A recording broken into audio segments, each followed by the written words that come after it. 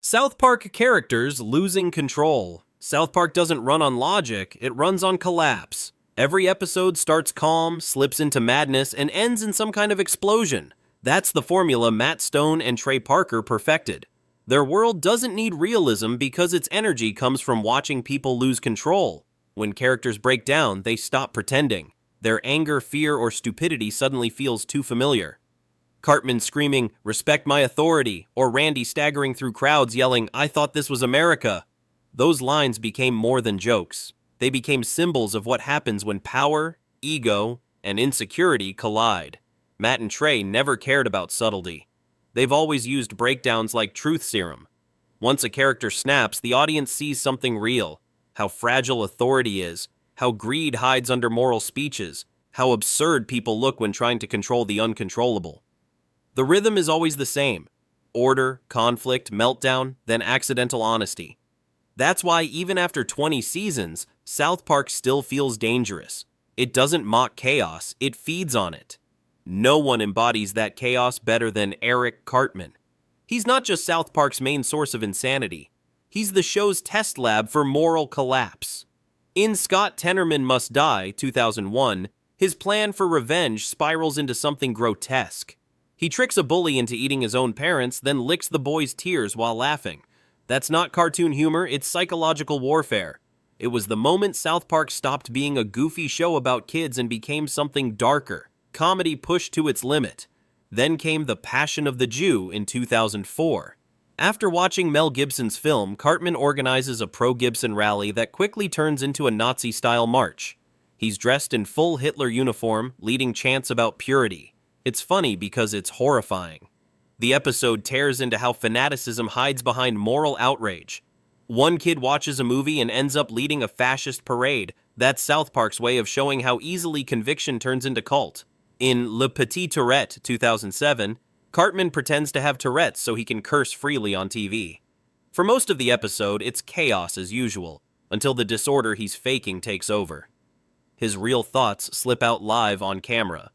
The fake illness becomes the truth serum. Suddenly, he's confessing everything he actually feels, and the audience realizes that his worst moments aren't acts. They're who he really is. But his biggest meltdown came in 2010. It was meant to tie up the show's long-running mysteries, including the truth about Cartman's father. But when the episode included depictions of Muhammad, death threats poured in.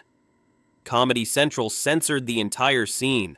Cartman's emotional monologue, meant to explain his origin, was muted on broadcast. The show's most chaotic character triggered real-world censorship, proving that South Park's humor can cross not just fictional lines, but political ones. Then there's Randy Marsh, the everyman who slowly lost his mind. He started as a normal dad, but over time became the embodiment of modern delusion. In With Apologies to Jesse Jackson, 2007, Randy says a racial slur on Wheel of Fortune. His attempt to recover turns into national embarrassment. He becomes obsessed with being forgiven, parading through town as a victim. It's one of the first times South Park used viral shame culture as fuel for comedy. And somewhere between all this madness stands Butters Stotch, the softest soul in town, and maybe the most tragic. Butters' very own episode, 2001, starts with him cheerfully spying on his dad, only to discover that his father secretly visits gay bathhouses. When his mother finds out, she tries to drown him. It's dark, disturbing, and played completely straight. That was the moment innocence died in South Park. By 2003's Casa Bonita, Butters' desperation turns him into a kidnapper. He traps his friend in a bomb shelter just so he can go to a birthday party. He's polite, cheerful, and completely detached from morality. It's disturbing because it's so sincere. In Butters' Bottom Bitch, 2009, he accidentally becomes a child pimp. What starts as a confused misunderstanding about dating spirals into a literal prostitution business. The humor works because he never realizes it's wrong. He's just applying logic to a broken system. Butters' storylines show how innocence in South Park doesn't get protected. It gets corrupted by exposure. Mr. Garrison's story in South Park is one long descent into madness disguised as satire. He began as the sarcastic teacher with a puppet, and over the years turned into one of television's most unpredictable characters. Every version of him, Mr. Garrison, Mrs. Garrison, President Garrison, exposed a cultural nerve that people weren't ready to touch. His breakdowns didn't just parody society, they predicted it. In 2005, Mr. Garrison's Fancy New Vagina aired on Comedy Central. At that time, American TV barely talked about gender transition, and when it did, it was in whispers. South Park didn't whisper, it screamed. The episode followed Garrison's decision to transition into a woman through surgery portrayed with absurd exaggeration. He claimed he finally felt free, then tried to join the WNBA and give birth. The satire was brutal, mocking how society turns personal identity into spectacle. Activist groups condemned it, magazines wrote op-eds calling it transphobic, and Comedy Central faced waves of complaints. But underneath the offensiveness was a point. People wanted the symbolism of progress without understanding the struggle behind it. The episode aired during a real-world culture war and became one of the most debated storylines in the show's history. When Trump actually won, South Park didn't retreat. Between 2016 and 2020, Garrison transformed into the show's fictional president of the United States. His orange spray tan, red tie, and rally speeches were unmistakable. But what started as satire turned surreal. The show tried to exaggerate real events, yet reality outpaced fiction. Garrison's rants about fake news, his self-delusion, and his isolation inside the White House felt less like parody and more like a documentary. By the time he returned to teaching, he wasn't the same character anymore. He was proof that satire can collapse when the real world becomes stranger than the joke. Then there's the emotional core of the series. Stan and Kyle. Their friendship has always carried South Park's small heartbeat beneath the chaos. In You're Getting Old, 2011, Stan wakes up one day and realizes everything sounds like static. Music, TV, even his friends. It's all noise. It's a 10-year-old having a midlife crisis. The episode aired June 8, 2011, and fans thought it was the end. The tone was dark, hopeless, and painfully human. It wasn't a parody anymore, it was depression dressed in cartoon form. That same year, in Asperger's, the fallout continued. Stan's parents divorced and he coped by drinking and running a burger stand. The humor masked something rare for South Park, genuine sadness. Stan wasn't rebelling, he was falling apart. The storyline mirrored real burnout, especially for viewers who'd grown up with the show and were now feeling the same disillusionment. In 2013, The Hobbit turned the focus to Kyle.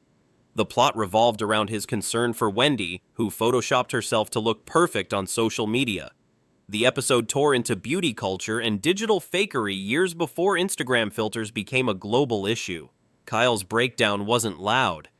It was quiet disappointment. He watched his world turn fake and couldn't stop it. It was childhood innocence eroding under the pressure of image. 8 years later, post-COVID, 2021 brought it full circle. The episode showed adult Stan and Kyle reuniting after decades apart, both scarred by the same trauma, growing up in South Park.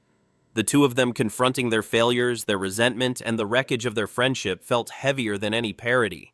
It was the show's way of showing that the chaos doesn't stay on screen. It follows you. Even the town itself loses control. In It Hits the Fan, 2001, the writers aired the word S 162 times in one episode, uncensored. The joke wasn't the profanity, it was the hysteria around it. The word triggers an actual plague in the episode, showing how censorship panic spreads faster than any curse word. By 2007's Night of the Living Homeless, South Park turned its citizens into a zombie horde chanting change like the undead. It was a savage take on urban apathy, how empathy dies when people start treating the homeless as background noise. In Sponsored Content, 2015, the show turned the lens inward.